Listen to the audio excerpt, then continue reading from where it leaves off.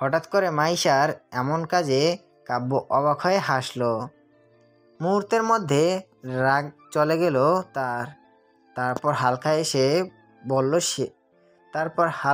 ফেলল সে। ওই ব্যাগে এত রাতে এগুলো পরে যাব কোথায় আমরা? আমারও প্রশ্ন করে। তোকে প্রশ্ন করতে বারণ করেছি না আমি? চুপচাপে গেলে পরে তৈরি হয়ে চুপি চুপি নিচে চলে আয়, কেউ যেন টেন না পায়। আশ্চর্য, নিজের বাড়িতে চোরের মতো যাব কেন? কাব্য কিছুটা বিরক্ত হয়ে আমার গাল শক্ত করে চেপে ধরে বলল, আমি কিন্তু রেগে যাচ্ছি মাইশা, এত প্রশ্ন কেন তোর? আর একটা উল্টাপাল্টা কথা বললে কিন্তু। কিন্তু কি? হুট করে কোথা থেকে এত সাহস আসলো আমার? আমি কাব্যর গলা জড়িয়ে ধরে আবারও বললাম, আমি জানি জামাই তুমি এখন কিছু করতে পারবে না। আচ্ছা ঠিক আছে, তুমি গিয়ে ওয়েট করো, আমি আসছি। কাব্য রীতিমতো শকড আমার কাজে। কাব্য আর কিছু না বলে হেসে বাহিরে বেরিয়ে গেল। আর আমি কাব্য বাহিরে যেতেই দরজা বন্ধ করে তৈরি হতে লাগলাম। কাব্যর দেওয়া প্রথম ভালোবাসার উপহার আমার। নীল শাড়ি পরে ফেললাম, তার চুলগুলো খোপা করে দিলাম।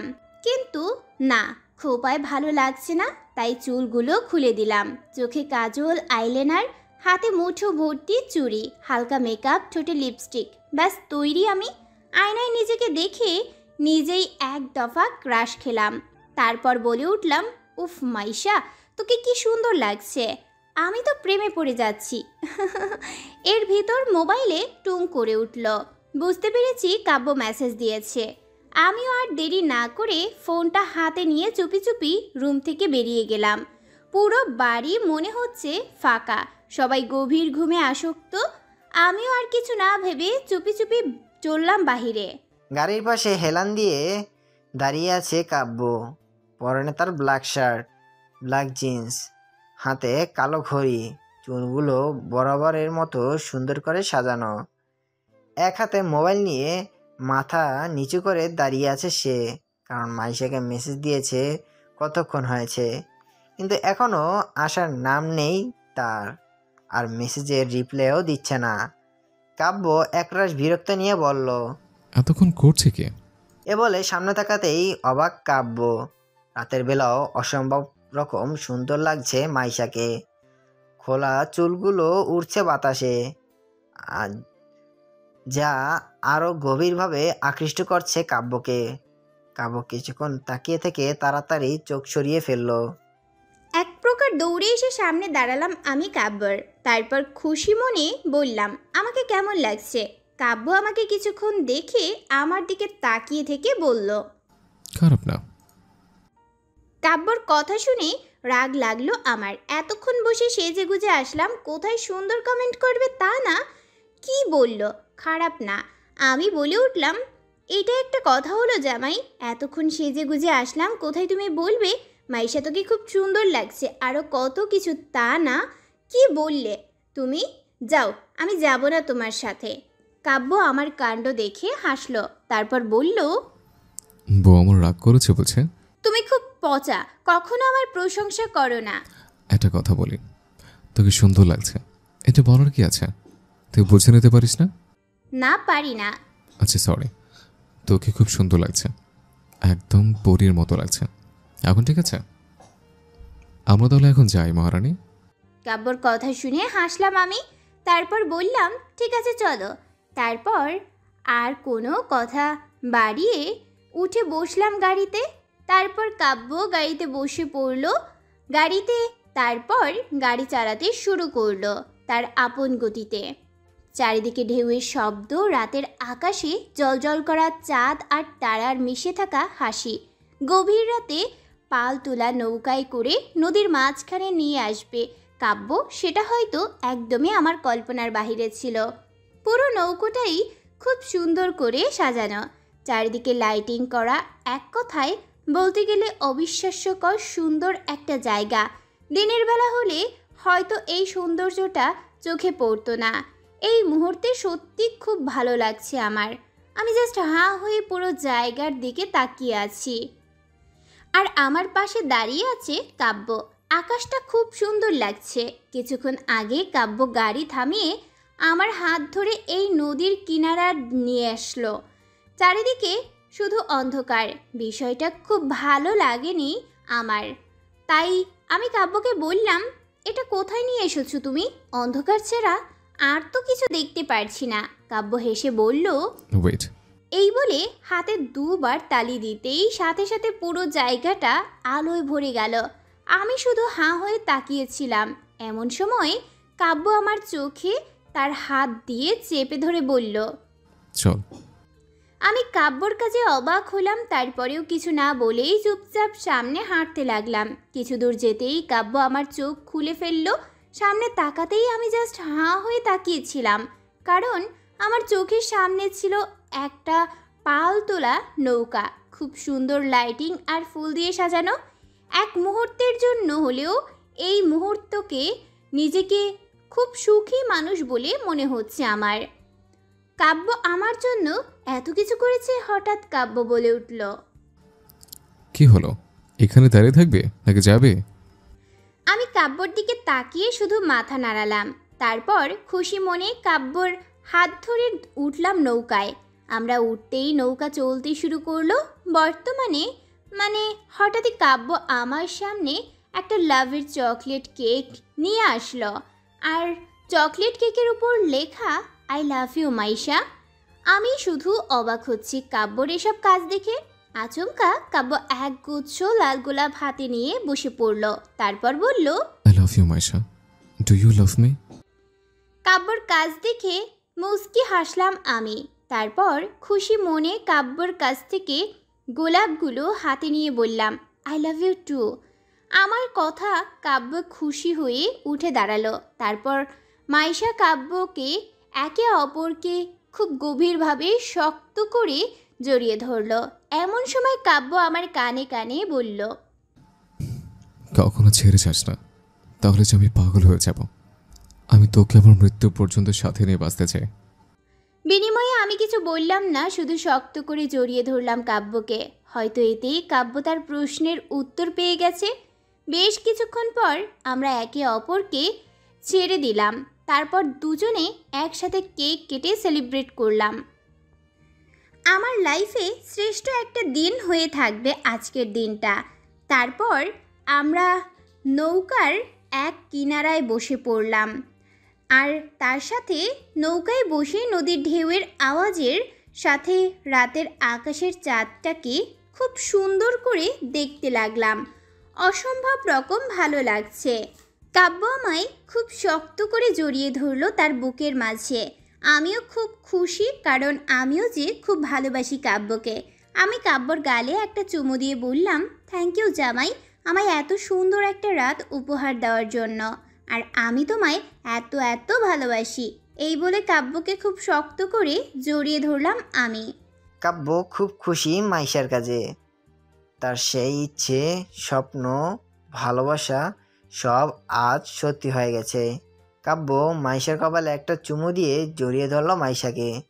এই মুহূর্তে দুজন মানুষই খুব আনন্দে আছে, আর তাদের এই আনন্দগুলো সাক্ষী হিসেবে রইল রাতের আকাশটা, আকাশে থাকা জল জল করা তারারা, নদীর স্রোতেরা, আর আকাশে থাকা এত বড় চাঁদটা। ভোর 5টা। আকাশটা হালকা হালকা পরিষ্কার হতে শুরু করেছে। চারিদিকে পাখিদের হালকা কুহু কুহু শব্দ ভেসে আসছে কানে। আস্তে আস্তে চোখ খুললাম আমি। পাশে কাব্যকে ঘুমিয়ে থাকতে দেখে হালকা হাসলাম আমি। তারপর আস্তে আস্তে শোয়া থেকে উঠে বসলাম। আশেপাশে তাকাতেই বুঝে গেছি নৌকা অনেক আগেই নদীর পাড়ে চলে এসেছে। আমি আস্তে আস্তে কাব্যর দিকে ঝুঁকে তার কানে কানে বললাম, জামাই, বাসায় কি যাওয়া যাবে না? সকাল হয়ে আসছে তো, সবাই তো উঠে যাবে মনে হয়। তারপর রুমে ঢুকতে তো অসুবিধা হবে।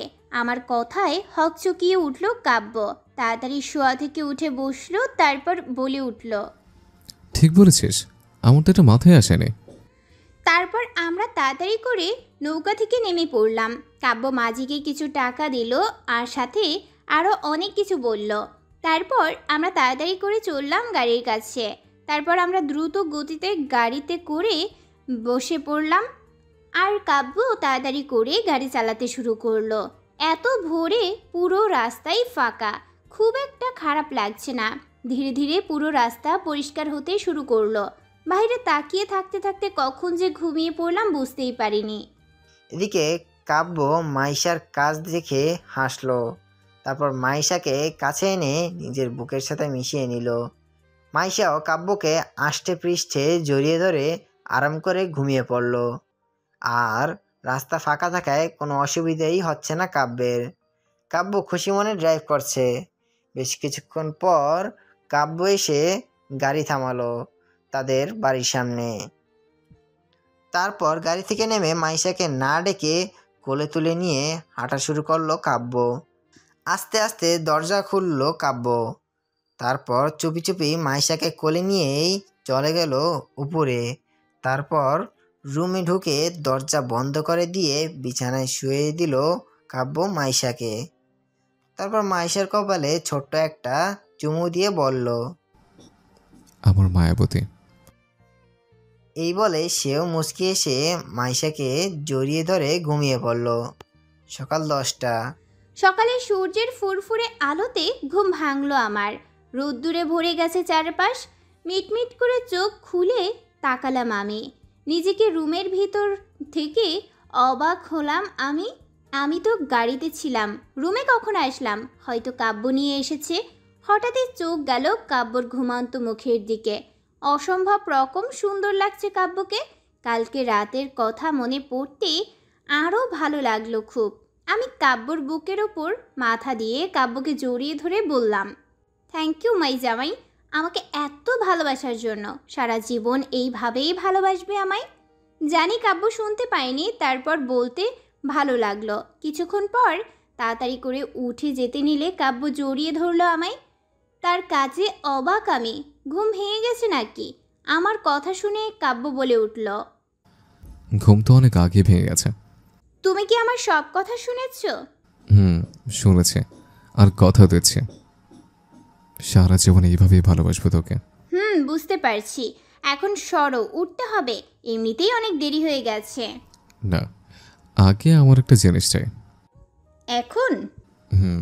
এখন আমার কাছে তোমাকে দেওয়ার মতো কিছুই নেই। শপিংয়ে গিয়ে তোমার জন্য গিফট নিয়ে আসবো নে, ঠিক আছে? না, তাতে হবে না, আমার এখনই গিফট চাই। আশ্চর্য, তুমি দেখি বাচ্চাদের মতো কান্না করছো। কিন্তু কি দিব তোমায় সেটা তো বলবা। হুট করে কাব্য এসে মাইশার ঠোঁটে নিজের ঠোঁট বসিয়ে দিল। ঘটনাটা আচমকা হতে মাইশা ভ্যাবাচ্যাকা খেয়ে গেল। কিছুক্ষণ পর কাব্য মাইশাকে ছেড়ে দিয়ে বলল, এখন তো যেতে পারিস, আমার গিফট আমি পেয়ে গেছি।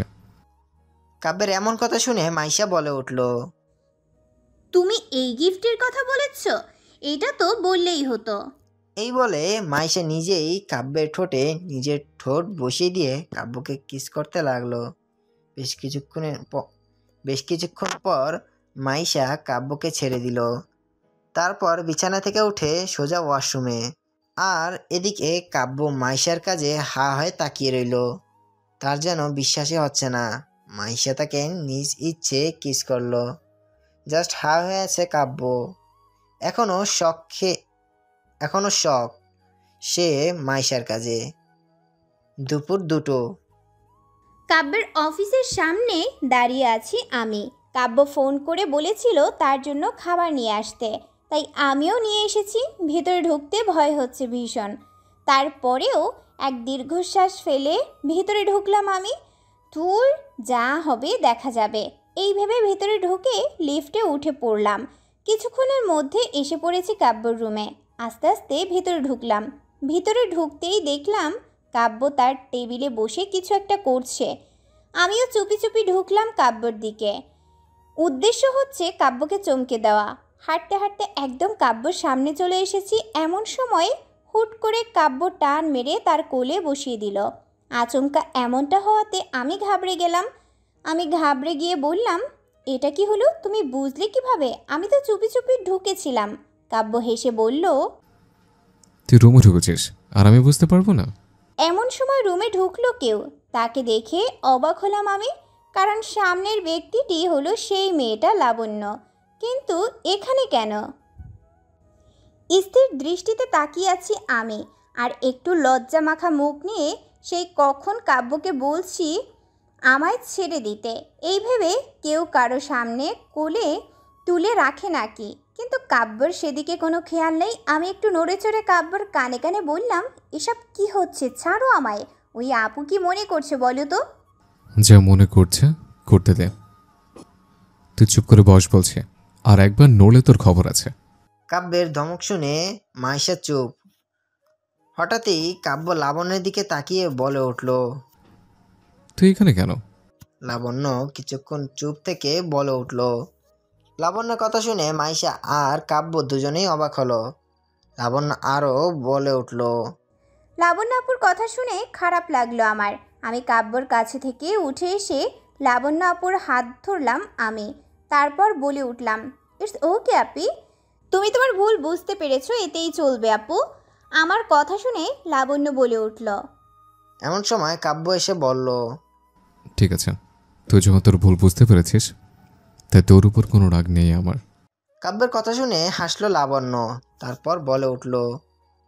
এই বলে এক প্রকার পালিয়ে চলে আসলো লাবণ্য। হয়তো আর কিছুক্ষণ থাকলে তার চোখের পানি দেখে ফেলতো কাব্য আর মাইশা।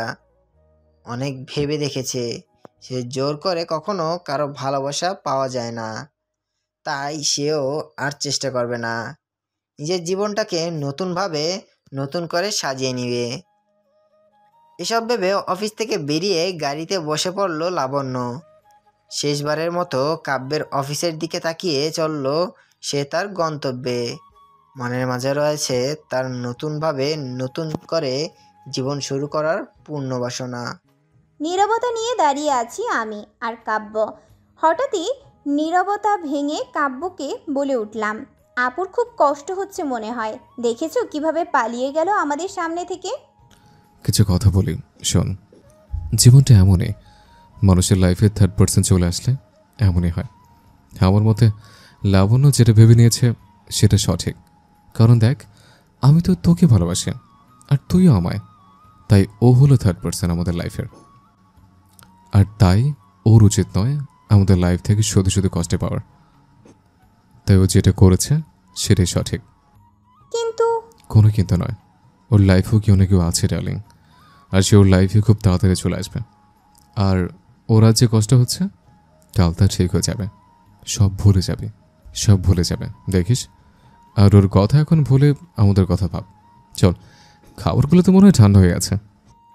আহ, দেখছো একদমই ভুলেই গেছিলাম, চলো চলো। তারপর আমরা দুজন মিলে গিয়ে বসে খাবার খেতে শুরু করলাম। কাব্য আমায় খাইয়ে দিল আর আমি কাব্যকে। মাঝখানে কেটে গেল দুদিন। এই দুদিন কেটে গেল খুব সুন্দরভাবে। এখন কাব্যর সাথে কাটানো এক একটা মুহূর্ত খুব সুন্দর। এক কথায় বলতে গেলে আমি এখন কাব্যকে পাগলের মতো ভালোবাসি, আর কাব্য আমাকে অসম্ভব রকমের ভালোবাসে। সূর্যের আলোতে ঘুমাচ্ছি আমি, এমন সময় কেউ খুব গভীরভাবে পর্যবেক্ষণ করছে তা আমি খুব ভালোভাবেই বুঝতে পারছি। আর সেটা যে কাব্য ছাড়া আর কেউ নয় সেটাও আমি জানি। হুট করে কেউ কপালে চুমু দিয়ে দিল। হুট করে চোখ খুলে ফেললাম আমি। তারপর ক্ষিপ্ত মেজাজে বললাম, এসব কি হচ্ছে? ঘুমের মধ্যে আমার মান সম্মানের ফালুদা কেন বানাচ্ছ? আমার কথা শুনে কাব্য বলে উঠল, কি, আমি তোর মাছ সম্মানের ফালুদা বানাচ্ছি? দাঁড়া তাইলে। এই রে খাইছে, জামাই আমার রেগে গেছে মনে হয়। হুট করে শোয়া থেকে বিছানার ওপর উঠে দাঁড়ালাম আমি। তারপর চেঁচিয়ে বলে উঠলাম, এই না না, আমি তো মজা করছিলাম, তুমিও না সব কিছু সিরিয়াসলি নিয়ে নিচ্ছ। তাহলে তুই কেন বিছানার উপর উঠে দাঁড়ালি? নাম নিচে। তুমি বকবে না তো? না, তোমার 10টা না 5টা না একটা মাত্র বউ, তোকে কি আমি বকতে পারি? সত্যি বলছো তো? সত্যি বলছে। ঠিক আছে, তুমি দূরে গিয়ে দাঁড়াও, আমি ওয়াশরুমে যাব। ঠিক আছে। এই বলে কাব্য কিছুটা দূরে সরে গেল। তার এইভাবে দূরে সরা দেখে আমিও চুপচাপ বিছানা থেকে নেমে দৌড়ে যাব। এমন সময় কাব্য আমার হাত ধরে টেনে তার বুকের উপর ফেলল। আচমকা এমনটা হওয়াতে আমি পুরো ভ্যাবাচাকা খেয়ে গেলাম। তারপর কাব্যের মুখের দিকে তাকিয়ে বলে উঠলাম, এটা ঠিক নয়, তুমি কিন্তু বলেছিলে আমায় বকবে না। বলেছিলাম তো বকবো না, আদর তো করতেই পারে। এমন কিছু কিছু। কাব্য আমায় জড়িয়ে ধরে বলল, হ্যাঁ, এমন কিছুই ম্যাম। কিন্তু এখন যে আমায় যেতে হবে স্যার। তা তো আমিও যেতে হবে। তাহলে আর কি, যাও তাড়াতাড়ি। আর আমায়ও তো ভার্সিটি যেতে হবে, তাই ছাড়ো। কাব্য আর কিছু না বলে ছেড়ে দিল আমায়। আমিও মুচকি হেসে গালে ছোট্ট একটা চুমু দিয়ে দৌড়। মাইশার কাজে হাসলো কাব্য, মুখ থেকে অটোমেটিক বেরিয়ে আসলো। পাগলি একটা। তারপর সেও তৈরি হতে লাগলো অফিসের জন্য। সকাল 10টা। কাব্য মাইশা আর তানিশাকে ভার্সিটি নামিয়ে দিয়ে চলে আসলো অফিসে। বর্তমানে অফিসের কিছু কাজে ব্যস্ত সে। এমন সময় কাব্যের বাবা আসলো কাব্যের রুমে। কাব্য তার বাবাকে দেখে বলল, আসো, ভেতরে বসো। কাব্যের বাবা হেসে বসলো চেয়ারে। তারপর বলল, তোমার আর মাইশার মধ্যে সব মিল হয়ে গেছে দেখে ভালো লাগছে আমার। তবে তোমার যে কিছু দিনের জন্য সিলেট যেতে হবে সেটা নিশ্চয়ই তুমি জানো। কালকে যাব, তুমি চিন্তা করো না। ঠিক আছে বাবা। তা ঠিক আছে, তবে তুমি চাইলে মাইশাকেও নিয়ে যেতে পারো। কোথাও যাবে না তুই? মনে মনে খুশি হলো কাব্য, কারণ সেও চাইছিল মাইশাকে নিয়ে যেতে। অফিসের কিছু কাজের জন্য সিলেটে যেতে হবে কাব্যকে। প্রথমে কিছুটা খারাপ লেগেছিল কাব্যের, মাইশাকে ছাড়া যেতে প্রথমে কিছুটা খারাপ লেগেছিল কাব্যের, মাইশাকে ছাড়া থাকতে হবে।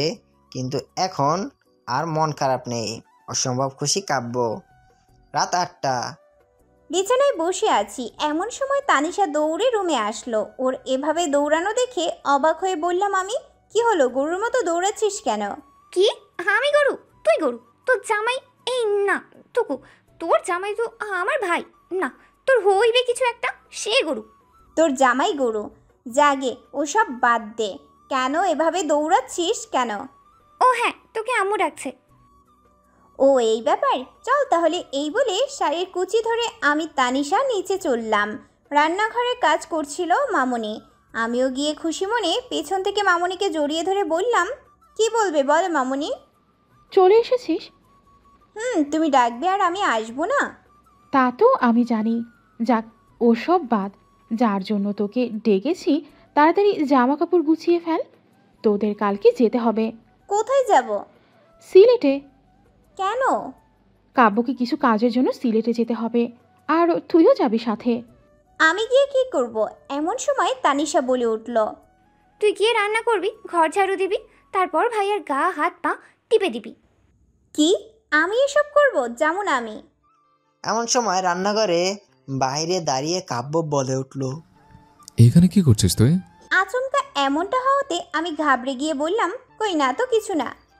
তানিশা বলে উঠল, ও তাই নাকি ভাবি? হপ মাইয়া, তুই চুপ কর। ওর কথা একদম শুনবে না। ওদের কণ্ঠে হাসলো মামুনি, সাথে মাইশাও। সকালে তাড়াতাড়ি তৈরি হয়ে সবার কাছ থেকে বিদায় জানিয়ে বসে পড়লাম গাড়িতে। আমরা বসতে কাব্য গাড়ি চালাতে শুরু করলো। আমিও কাব্যকে জড়িয়ে ধরে চললাম নিজেদের গন্তব্যে। এখন আর নেই কোনো সংকোচ, আছে শুধু ভালোবাসা, ভালোবাসা আর শুধুই ভালোবাসা।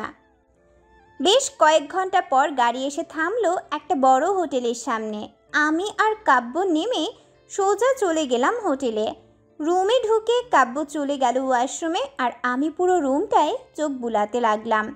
অসম্ভব সুন্দর দেখতে রুমটা। একটা খাট রয়েছে সামনে, সাদা রঙের তোশক, বিছানায় শুতেই পুরো নরম বিছানা। কিছুক্ষণ শুয়ে থেকে উঠলাম, হঠাৎ চোখ গেল ব্যালকনির দিকে। আস্তে আস্তে ব্যালকনির দিকে গেলাম আমি। ব্যালকনি থেকে সামনে তাকাতেই চোখ অটোমেটিক হাঁ হয়ে গেছে আমার। সামনে রয়েছে অসম্ভব সুন্দর রকম চা বাগান। আশেপাশের পরিবেশটা সত্যিই খুব মনোরমকর। কম করে হলেও আমাদের বিল্ডিংয়ের 5 তলার উপরে দাঁড়িয়ে আছি। বাহিরের দৃশ্য যে এতটা সুন্দর হবে জানা ছিল না আমার। তবে বিভিন্ন ফটো দেখেছিলাম চা বাগানের, কিন্তু বাস্তবে ফটোর চেয়েও আরও বেশি সুন্দর। মুগ্ধ নয়নে তাকিয়ে আছি আমি বাহিরে। এমন সময় পেছন থেকে কাব্য জড়িয়ে ধরলো আমায়। আচমকা এমনটা হওয়াতে আমি পুরো কেঁপে উঠলাম। পরক্ষণেই নিজেকে সামলে নিলাম। এমন সময় কাব্য বলে উঠল, তেমন কিছু নয়, ওই বাহিরে তাকিয়েছিলাম। ও আচ্ছা, আমরা ওখানেই ঘুরতে যাব তো? হুম, নিশ্চয়ই যাব, তবে এখন নয়, পরে। আর আমায় এখন যেতে হবে। ঠিক আছে, তুমি গিয়ে তৈরি হও। হুম, তবে শোন, একদম বাইরে যাবি না, রুমের মধ্যেই থাকবি। বিকেলে আমি এসে ঘুরতে বের হব, ঠিক আছে? বিনিময়ে আমি শুধু মাথা নাড়লাম।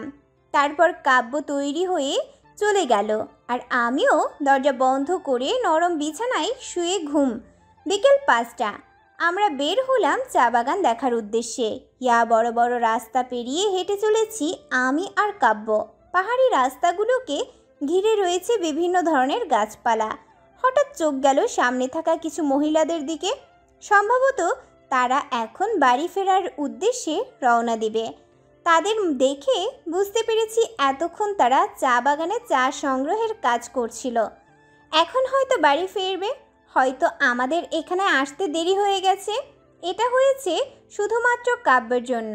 কাজ সেরে ফিরতেই দেরি করেছে সে। এমন সময় কাব্য বলে উঠল, এই জন্যই বলেছিলাম কাল আসে। এখন এখানে সবাই ফিরে যাবে আর সন্ধ্যা হয়ে আসবে। জায়গাটা চারপাশে গাছপালায় ভরে যাওয়ার কারণেই খুব তাড়াতাড়ি রাত হয়ে যায় এখানে। একরাশ মন খারাপ নিয়ে বাড়ি ফেরার উদ্দেশ্যে চললাম আমরা। ধুর, শুধু শুধু আসলাম এখানে। ভেবেছিলাম এত এত ছবি তুলবো, কিছুই হলো না। অন্ধকারে ছবি ভালো হয় নাকি?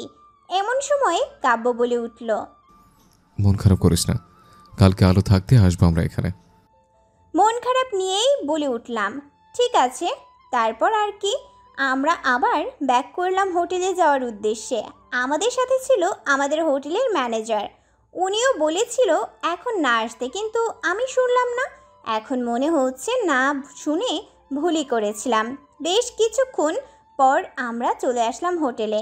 হাঁটতে হাঁটতে পা ব্যথা হয়ে গেল, কিন্তু কাজের কাজ কিছুই হলো না।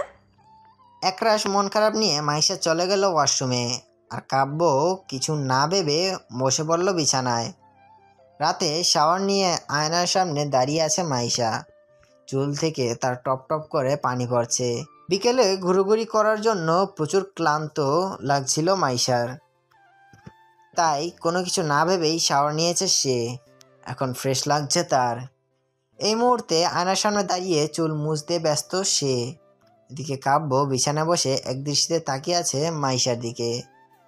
অদ্ভুত এক অনুভূতি বয় চলেছে তার ভেতর। কাব্য তার ল্যাপটপটা টেবিলের ওপর রেখে চলে যায় মাইশার সামনে। তারপর পিছন থেকে জড়িয়ে ধরে মাইশার চুলের ভেতর মুখ ডুবিয়ে দেয় কাব্য। আচমকা এমনটা হওয়াতে মাইশা পুরো কেঁপে উঠল। পরক্ষণে আয়নায় কাব্যকে দেখে হাসলো সে। তুই কী শ্যাম্পু ইউজ করিস বলতো, যার গন্ধে আমি পুরো পাগল হয়ে যাই? কাব্যের এমন কথা শুনে হাসলো মাইশা, তারপর বলে উঠল, তুমি যে শ্যাম্পু কিনে দিয়েছো সেটাই তো। এত রাতে শাওয়ার নিচ্ছিস কেন? এমনি ক্লান্ত লাগছিল, অনেকক্ষণ যাবৎ ভাবছিলাম গোসল করব তাই। হুম। কাব্য মাইশার ঘাড়ে চুমু দেয়, সাথে মাইশা পুরো কেঁপে উঠল। হুট করে কাব্য মাইশাকে কোলে তুলে নেয়। আচমকা এমনটা হওয়াতে মাইশা ঘাবড়ে গিয়ে বলল, এসব কি করছো তুমি? এত রাতে শাওয়ার নিয়ে আমি পাগল পানি এখন বলা হচ্ছে?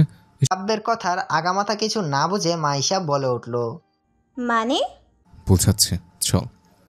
এই বলে মাইশাকে কোলে তুলে নিয়ে লাইট অফ করে শুয়ে পড়ে কাব্য। তারপর দুজনেই ডুবে যায় ভালোবাসার সাগরে। সকালে আষ্টে পৃষ্ঠে জড়িয়ে ধরে ঘুমিয়ে আছে কাব্য মাইশাকে। আস্তে আস্তে ঘুম ভাঙল মাইশার। কাল রাতের কথা মনে করে হাসলো মাইশা। তারপর কাব্যকে ছাড়িয়ে চলে গেল ওয়াশরুমে। মাঝখানে কেটে গেল 2 দিন। এই 2 দিন মাইশার আর চা বাগানে ঘোরা হলো না, কারণ কাব্যের কাজের চাপ এতটাই ছিল যে একদিনও তাড়াতাড়ি ফিরতে পারেনি। এই জন্য মাইশা অবশ্য প্রতিদিনই রাগ করত, আর কাব্য এসে প্রতিদিন মাইশার রাগ ভাঙাতো। আজকে আর কোনো প্রবলেম নেই কাব্যের ঘুরতে যেতে, কারণ কালকেই কাব্যের কাজ শেষ হয়েছে এখানের। আর 2 দিন পরেই ফিরে যাবে তারা। আর এই 2 দিন শুধু মাইশাকে ঘোরাঘুরি করবে বলে আর এই 2 দিন মাইশাকে ঘোরাঘুরি করাবে বলে প্রমিস করেছে কাব্য। তাই মাইশা আজকে খুব খুশি। আজকে মাইশা একটা মেরুন রঙের চুড়িদার পরেছে, সাথে চুলগুলো বেনুনি করে একপাশে রেখে দিয়েছে। চোখে কাজল, ঠোঁটে লিপস্টিক, মুখে হালকা মেকআপ। ব্যাস, চোখে কাজল, ঠোঁটে লিপস্টিক, মুখে হালকা মেকআপ, ব্যাস মাইশা তৈরি। আর কাব্য আজকে পরেছে সুন্দর একটা টি শার্ট, সাথে জিন্স। টি শার্টের হাতা কোণী পর্যন্ত ফোল্ড করা তার, হাতে ব্ল্যাক ঘড়ি, আর বরাবরের মতো চুলগুলো খুব সুন্দর করে সাজানো। ব্যাস কাব্য তৈরি। আজকে আর ওরা ওদের সাথে ম্যানেজারকে নিবে না, একাই ঘুরতে যাবে। সারাদিন ঘোরাঘুরি, প্রচুর সেলফি আর খাওয়া দাওয়ার মাধ্যমে আজকের মতো দিনটা শেষ হলো কাব্যের আর মাইশার।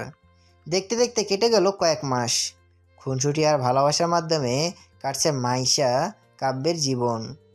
এখন রোজ রাতে কাব্য মাইশাকে পড়াশোনা করায়, আর মাইশা প্রতিদিন পড়তে পড়তে ঘুমিয়ে পড়ে। কিছুদিন পর মাইশার পরীক্ষা, তাই এই রোজকারের ডিউটিতে এখন অভ্যস্ত মাইশা কাব্য দুজনেই।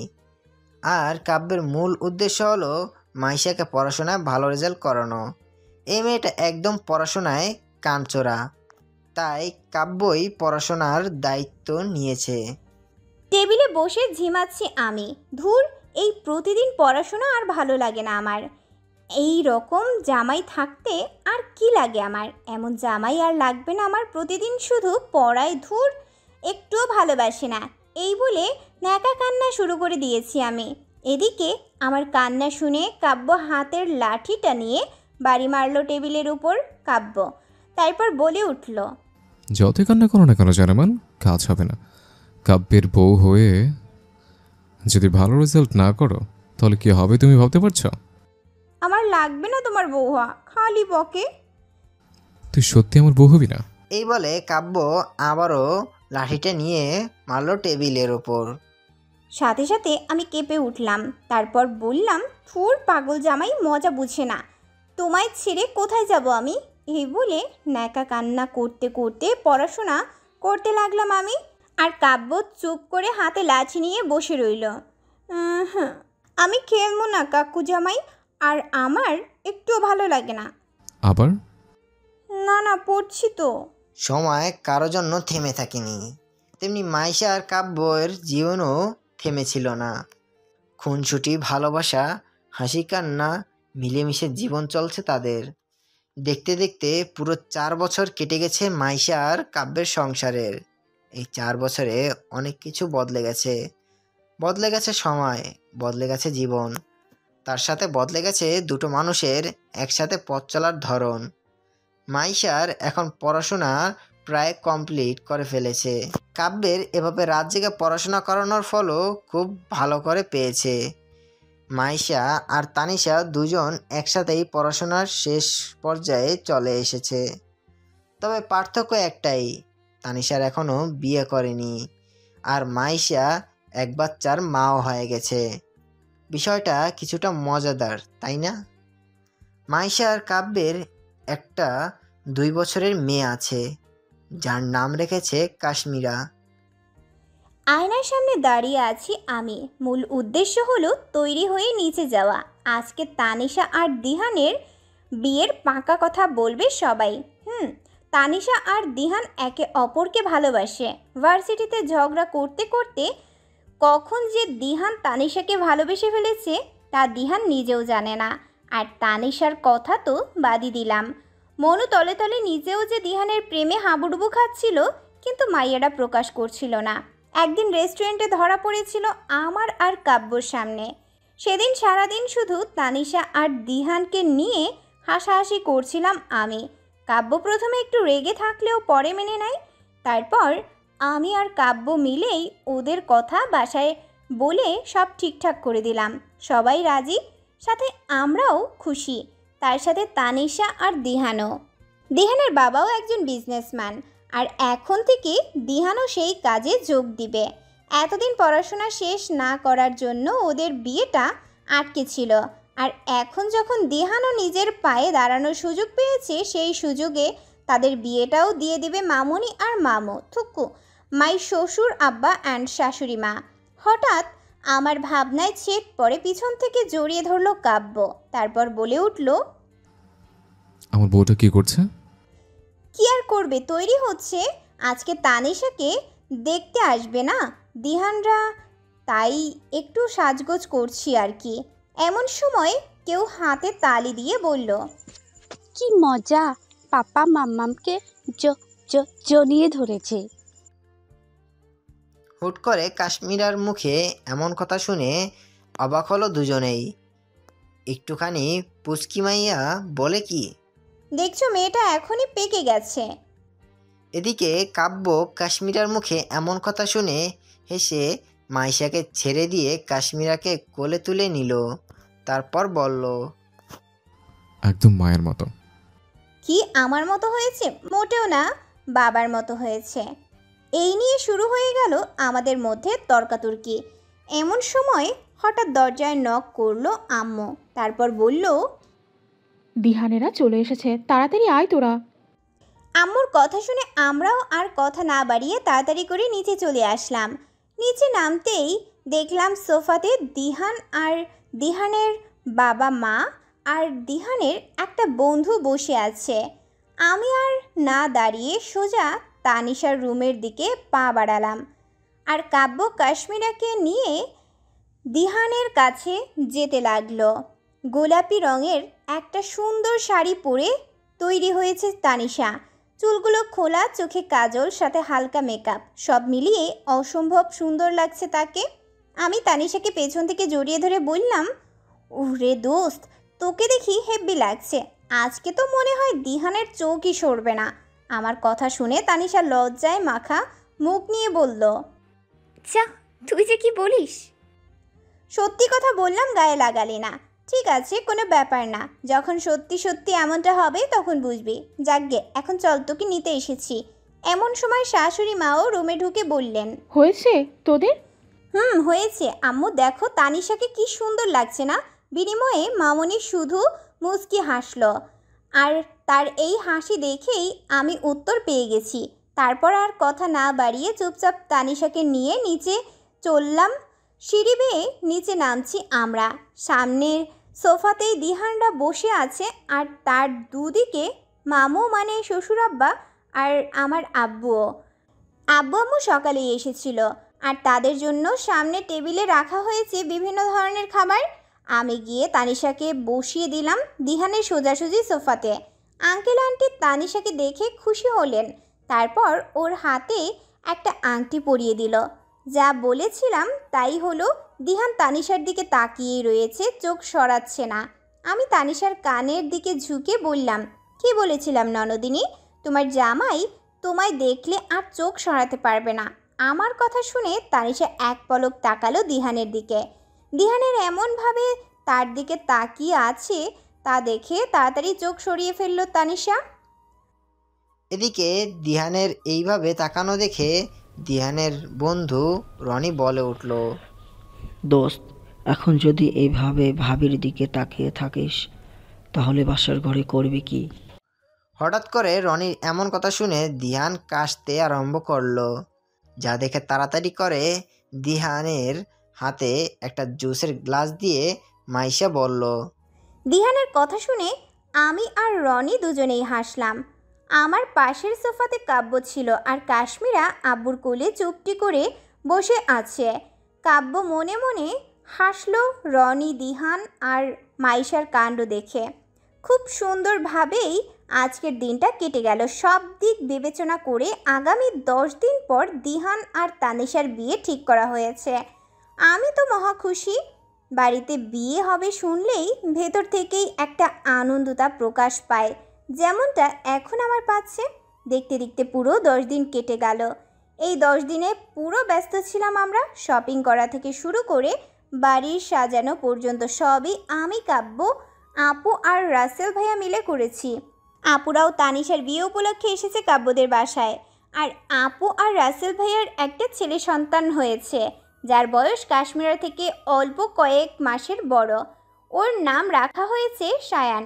দেখতেও খুব সুন্দর হয়েছে। একটা রুমে লাল বেনারসি পরিয়ে খুব সুন্দর করে সাজিয়ে বসে রাখা হয়েছে তানিশাকে। একরাশ ভালো লাগা খারাপ লাগা দুটো একসাথে মিশে খিচুড়ি তৈরি হচ্ছে তার মস্তিষ্কে। এমন সময় রুমে ঢুকলো মাইশা। তানিশার রুমে ঢুকতেই দেখলাম তানিশা মনমরা হয়ে বসে আছে। তবে এটা হওয়া স্বাভাবিক, আজকে একটা লাল রঙের জর্জেট শাড়ি পরেছি আমি, চুলগুলো খুলে দিয়ে সাথে একটু সাজ। হঠাৎ তানিশা এসে আমায় জড়িয়ে ধরে কেঁদে দিল। তানিশার কাজে আমি অবাক, পরক্ষণেই মুখ থেকে বেরিয়ে আসলো, কি হলো পাগলি, এভাবে কাঁদছিস কেন? কত দূর আর যাবি, কাছেই তো আছিস, যখন ইচ্ছে হবে তখনই চলে আসবি। কিন্তু আমার এই গল্প শুনে তানিশার মন গলল না, আরও উচ্চস্বরে কেঁদে দিল তানিশা। আমি ওর মাথায় হাত বুলাতে বুলাতে বললাম, ধুর পাগলি, এভাবে কাঁদিস না, তোর মুখের মেকআপ সব নষ্ট হয়ে যাবে। এমন সময় রুমে ঢুকলো আম্মু, মামুনি আর আপু। তানিশার কান্না দেখে তাদেরও মন খারাপ হয়ে গেল। তারপর সবাই মিলে তানিশাকে শান্ত করতে লাগলো। ওদিকে দরজার বাইরে দাঁড়িয়েছিল কাব্য। তার মনটাও খারাপ আজকে। ছোট্ট বোনটাকে এইভাবে অন্যের হাতে তুলে দিবে ভাবতে তারও খুব কষ্ট হচ্ছে। আজকে কাব্য একটা ব্ল্যাক রঙের পাঞ্জাবি পরেছে আর বরাবরের মতো চুলগুলো খুব সুন্দর করে সাজানো। হঠাৎই কি মনে করে কাব্য আর ভিতরে ঢুকলো না, ওখান থেকেই চলে গেল। বেশ কিছুক্ষণ পর সবাই মিলে তানিশাকে শান্ত করলাম। এমন বাহির থেকে খবর আসলো জামাই এসেছে।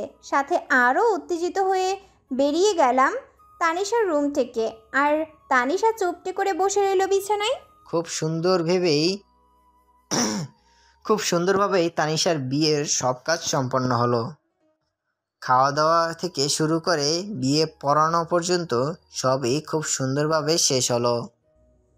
এখন বিদায়ের পালা। বরাবরের মতোই বিদায়ের কান্নাকাটি শুরু হয়ে গেল। তানিশা আমায়, আপুকে, শাশুড়ি মা সহ কাব্য জড়িয়ে ধরে প্রচুর কেঁদেছে। আমরা সবাই কাঁদলেও কাব্য নিজেকে যথাসম্ভব শক্ত করে রেখেছে, কারণ ছেলেদের তো কাঁদতে নেই। শেষমেশ বহুত কান্নাকাটি করার পর তানিশাকে জোর করে গাড়িতে বসিয়ে দিল কাব্য। আর ওরা বসার সাথে সাথে গাড়িও চলতে শুরু করলো। শ্বশুর আব্বু আর আব্বু দুজন মিলেই অনেক কিছু বলে দিলে দিহানকে, সাথে দিহানের বাবা মাকে। তারাও বলে দিয়েছে এত চিন্তা করতে হবে না, আপনার মেয়ে আমার বাড়িতে মেয়ে হয়ে থাকবে। তারপর তারাও আব্বুদের জড়িয়ে ধরে গাড়িতে বসে পড়লেন। একে অপরকে একে একে সব গাড়ি চলে যেতে লাগলো। ধীরে ধীরে পুরো বাড়ি খালি হতে শুরু করলো। শুধু থেকে গেল আব্বু, আম্মু, আপু আর রাসেল ভাইয়া। সন্ধ্যা 7টা। সোফায় বসে আছে কাব্য, আপু, রাসেল ভাইয়া, মামু, মামুনি, আব্বু, আম্মু। এমন সময় গরম গরম চা নিয়ে হাজির আমি। সবাই হেসে হেসে চা খেতে শুরু করলো। আমাদের থেকে কিছুটা দূরে সায়ান আর কাশ্মীরা খেলছে। সবাই চা খাচ্ছে আর কথা বলছে। এমন সময় কাশ্মীরা দৌড়ে এসে কাব্যকে বলল, পাপা দেখো, সান আমার সাথে খেলছে না। এমন সময় সায়ান এসে বলল। কাশ্মীরা সায়ানের দিকে তাকিয়ে বলল, আমি মিথ্যা কথা বলছি? এই নিয়ে দুজনের মধ্যে ঝগড়া শুরু। এক পর্যায়ে দুজনেই আবার থেমে গিয়ে আবার একসাথে খেলতে শুরু করলো। এদিকে আমরা ওদের দুজনের কাণ্ড দেখে হাসলাম। দুজনে এখনই কিভাবে ঝগড়া করছে, বাবা গো বাবা। সবাই হাসলো একসাথে, আমিও। রাত 11টা। ব্যালকনিতে দাঁড়িয়ে আছে কাব্য। মনটা তার ভীষণ খারাপ লাগছে তার বোনের জন্য। তাই আকাশের দিকে তাকিয়ে আছে কাব্য। আর মাইশা বিছানায় বসে কাশ্মীরাকে ঘুম পাড়াচ্ছে। কিছুক্ষণ পর হঠাৎ করে কেউ পিছন থেকে কাব্যকে জড়িয়ে ধরলো। পরক্ষণে কাব্যের বুঝতে বাকি রইল না এটা মাইশা ছাড়া আর কেউ নয়। কাব্য বলে উঠল, ঘুমাওনি? না, এখানে একা একা দাঁড়িয়ে আছো কেন? এমনি, কাশ্মীর ঘুমিয়ে পড়েছে। হুম চলে ভিতরে, ঘুমাবে না? ঘুমাবো তো। আমি কাব্যর সামনে গিয়ে দাঁড়ালাম। কাব্যর চোখের দিকে তাকাতে অবাক আমি, কারণ কাব্যর চোখে পানি। আমি কাব্যকে জড়িয়ে ধরে বললাম, তুমি কাঁদছো কেন? কই কাঁদছে না তো, কই কাঁদছে না তো, মনে হয় চোখে কিছু একটা পড়েছে। মিথ্যা কেন বলছো তুমি? তানিশার জন্য খারাপ লাগছে বুঝি? আরে খারাপ লাগার কিছু নেই। দিহান খুব ভালো ছেলে, আর তার চেয়েও বড় কথা হলো ওরা একে অপরকে ভালোবাসে, তাই প্যারা নাই, চিল বেবি। আমার কথা শুনে হাসলো কাব্য। কাব্যর মুখে হাসি দেখে আমিও খুশি হয়ে গেলাম। তারপর কাব্যকে শক্ত করে জড়িয়ে ধরে বললাম, কতটা সময় পার হয়ে গেছে না আমরা একসাথে আছি। আমার কথা শুনে কাব্য আমাকে জড়িয়ে ধরে বলল, আর বাকি জীবনটা এইভাবেই কাটিয়ে দেবো একসাথে। সারা জীবন এইভাবে এত এত ভালোবাসবে কিন্তু আমায়। আর তুই? আর আমিও তো তোমায় এত এত ভালোবাসি, কেন বুঝো না তুমি জামাই? মাইশার কথা শুনে হাসলো কাব্য। তারপর একে অপরকে খুব গভীরভাবে জড়িয়ে ধরলো। আর তাদের এই ভালোবাসার সাক্ষী হিসাবে রইল রাতের আকাশটা, আকাশে থাকা চাঁদটা। এভাবেই চলছে মাইশা কাব্যের জীবন। আর সবাই মাইশা কাব্যের জন্য দোয়া করো যাতে সবসময় এইভাবে হাসি খুশি হয়। আর সবাই মাইশা কাব্যের জন্য দোয়া করো যাতে সবসময় এইভাবে হাসি খুশি আর ভালোবাসা নিয়ে থাকতে পারে।